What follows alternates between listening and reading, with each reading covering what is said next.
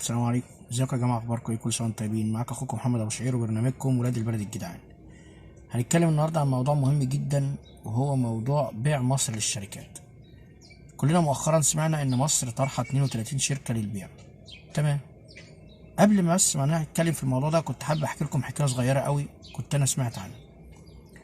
الحكايه دي بتقول ان في قريه من القرى صغيره كده. القريه دي كانت ظروفها الماديه مش كويسه قوي. تمام. كل الناس فيها شبه مديونين لبعض.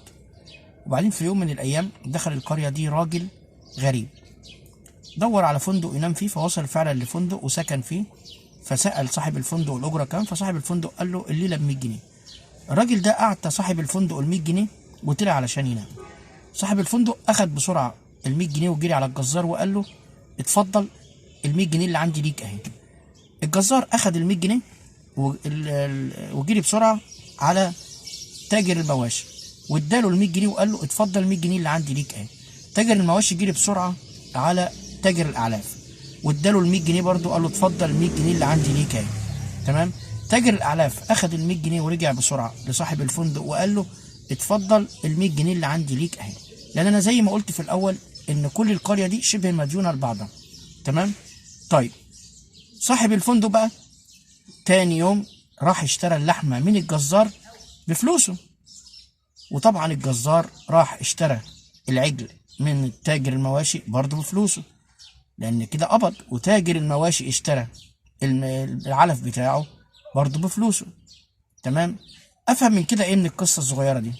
ان الراجل الغريب اللي دخل القريه دي عمل نشاط في الاقتصاد في الدوله، وده هو المستثمر الاجنبي. معنى القصه، والراجل الغريب اللي فيها هو المستثمر الاجنبي.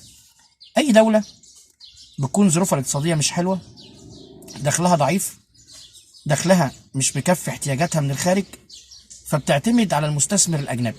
والمستثمر الاجنبي ده علشان يجي دوله لازم بينقي حاجه ناجحه، هو راجل تاجر. تمام. فمصر عرضت 32 شركه من شركات الدوله في البورصه. حد يقول لي يعني مصر هتبيع شركاتها؟ والله انا لما دخلت وسالت واتقصت على الموضوع ده، لانه يزعلني زي ما يزعل اي حد. طبعا ما يرضينيش اي حد ان مصر تبيع شركات، بس انا فهمت كلام تاني خالص. وانتوا برضو تقدروا تخشوا وتفهموا الكلام برضو زي ما انا فهمته او بطريقتكم. عندكم النت واللي تحبوا تشوفوه تشوفوه. تمام. المهم لما اتقصت عن الموضوع واستفسرت عرفت حاجه واحده بس. عرفت ان مصر طرحه نسبه من الشركه. يعني ايه؟ يعني مثلا لو في شركه لمصر طرحها في البورصه، طرحه 30% مثلا من الشركه، فال 30% دول هيتباعوا المستثمر الاجنبي. المستثمر الاجنبي ده هيشتريها بالدولار. مصر هتاخد الدولار وتحاول تعمل بيه حاجه جديده للدوله. بمعنى ان النهارده الاجنبي ده هيجي يشتري ويدفع عمله صعبه للدوله اللي هي محتاجاها، تقدر من خلالها الدوله تشتري احتياجاتها من الخارج او تستثمر. نقصد نقول ان اي خبر يتعرض عليك والموضوع يهمك، طبعا دي بلدك وبلدك تهمك، اسعى وما تسمعش مني ولا من غيري. حاول بقدر الامكان انك تخش وتعرف بنفسك.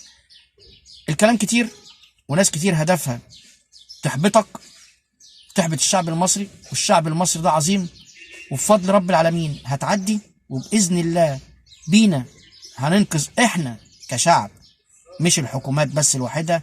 احنا كشعب لازم نقف جنب الدولة، لان مفيش حكومة بتقوم من غير شعب. لازم نترابط ونتكاتف ونشوف ايه الدور اللي مطلوب مننا كشعب نعمله، وفي نفس الوقت نشوف ايه الدور المطلوب من الحكومة هي تعمله. هم يعملوا شغلهم واحنا نعمل شغلنا.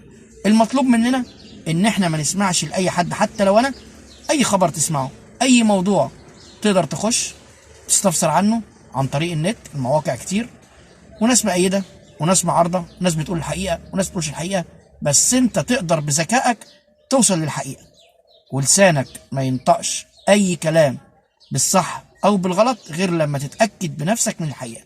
شكرا، واتمنى ما اكونش طولت على حضراتكم، وكل سنه وانتم طيبين. شير للقناه واشتراك علشان يوصل لكم كل جديد، وكل سنه وانتم طيبين.